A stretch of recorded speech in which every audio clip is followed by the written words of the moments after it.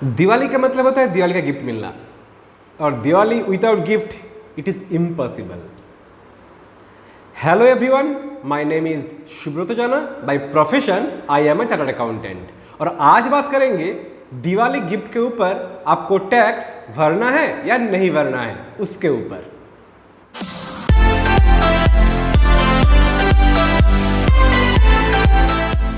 दिवाली का जो गिफ्ट है आपको मिल सकता है फ्रॉम योर एम्प्लॉयर और आपके फ्रेंड से और आपका रिलेटिव से। सो तीन टॉपिक को तीन पार्ट में डिस्कस करेंगे। पहला पार्ट, एम्प्लॉयर से एम्प्लॉय को गिफ्ट मिला है। पहला पार्ट, एम्प्लॉयर एम्प्लॉय को जब गिफ्ट देता है जनरली एम्प्लॉय को टैक्स भरना होता है on the gift amount. Income tax में ये प्रोविजन है कि when employer is giving gift to his employ up to ₹5,000, in that case कोई भी टैक्स अराइज नहीं होगा। If the gift amount exceeds the value 5,000, in that case the gift amount will be taxable in the hands of employee. और जो भी gift दिया जाता है उसको चार्जेबल किया जाता है सैलरी के अंदर। एक एम्प्लॉय को दिवाली का गिफ्ट मिलना और उस गिफ्ट को सैलरी के अंदर दिखाना, यही प्रोसीडियर होता है। आपको जो भी गिफ्ट मिलता है दिवाली में अप टू 5,000 तक हुआ तो आपको कोई भी टैक्स देने का दरकार नहीं है। बट जिस केस में आपका दिवाली का गिफ्ट या कोई भी गिफ्ट अमाउंट एम्प्लॉयर से आपको मिला है 5,000 से ज़्यादा, तो उस केस में आपको गिफ्ट अमाउंट के ऊपर टैक्स भरना है, और जो आपको दिखाना पड़ेगा सैलरी के हेड में, और उसको सैलरी इनकम बोल के माना जाएगा।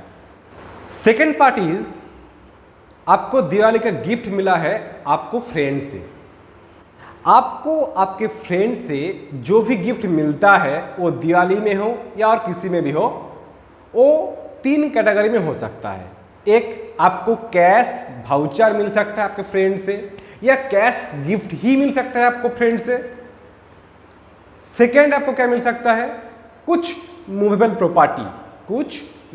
प्रॉपर्टी आपके फ्रेंड ने आपको शेयर्स दे दिए हैं, ज्वेलरी गिफ्ट कर दिए हैं, हो सकता है। और थर्ड केस क्या हो सकता है, आपको आपके फ्रेंड ने एक लैंड या बिल्डिंग आपके नाम पे लिख के दे दिए हैं। तो पहला पार्ट, आपको आपके फ्रेंड ने कैश गिफ्ट दिया है, कितने अमाउंट का, से 10,000 rupees. As per income tax 10,000 is not taxable, आपको टैक्स नहीं भरना है। आपको यह देखना पड़ेगा कि आपको टोटल कैश गिफ्ट कितना मिला फ्रॉम योर ऑल फ्रेंड्स। एक फाइनेंशियल ईयर में 1 अप्रैल से लेके 31 मार्च तक आपको टोटल कैश गिफ्ट का वैल्यू कैलकुलेट करना है फ्रॉम ऑल फ्रेंड्स। आपको फॉर एग्जांपल जो कैश गिफ्ट मिला है मिस्टर ए से, मिस्टर बी से, मिस्टर सी से, तीनों से मिलाकर पूरा साल भर में आपको मिला है 45,000 का कैश गिफ्ट, तो उस केस में आपको टैक्स नहीं भरना है। बट जिस केस में आपका कैश गिफ्ट वैल्यू 50,000 से एक्सीड्स हो जाएगा, उस केस में आपको एंटायर गिफ्ट वैल्यू के ऊपर आपको टैक्स देना है। सेकेंड पार्ट है, आपको आपके फ्रेंड ने ज्वेलरी गिफ्ट किए हैं, तो उस केस में क्या होगा, उस केस में भी आपको चेक करना है जो ज्वेलरी आपको मिला है फ्रॉम ऑल फ्रेंड्स 1 अप्रैल से लेके 31 मार्च तक, उसका वैल्यू 50,000 से कम है या ज़्यादा है। If the value exceeds 50,000, in that case you have to pay tax on such entire gift, entire jewellery. And third is, आपको फ्रेंड से एक लैंड एंड बिल्डिंग या बिल्डिंग आपको गिफ्ट में दिए हैं, उस केस में क्या होगा, उस केस में भी सेम बिल्डिंग का या लैंड का वैल्यू आपको देखना पड़ेगा। जो स्टैम्प ड्यूटी वैल्यू होता है वो चेक करना होगा, उसका वैल्यू 50,000 से ज़्यादा हुआ तो आपको टैक्स भरना है ऑन द एंटायर अमाउंट, और 50 से कम है तो कोई भी टैक्स भरने का दरकार नहीं है।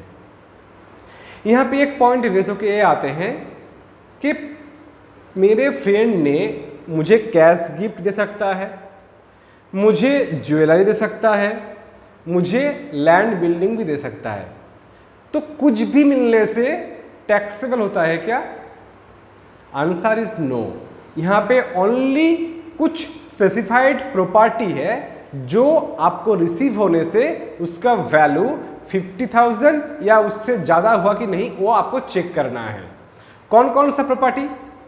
Point number 1 shares and securities, point number 2 drawings, paintings, sculpture, Boolean, archaeological collections, ये सब जो चीज़ है ना, एंड ज्वेलरी, ये सब आपको आपके फ्रेंड से मिला होगा और उसका वैल्यू 50,000 से एक्सीड्स है, तब जाकर आपको टैक्स भरना है, अदरवाइज नहीं भरना है। आप ये बोल सकते हैं कि मुझे मेरे फ्रेंड ने iPhone 14 गिफ्ट कर दिया तो उसमें मुझे टैक्स भरना है क्या? Answer is no. Answer is no. Next आते हैं पार्ट नंबर 3 कि एक पर्सन को उसके रिलेटिव ने गिफ्ट किया, एक पर्सन को उसके रिलेटिव ने गिफ्ट किया। कौन है रिलेटिव?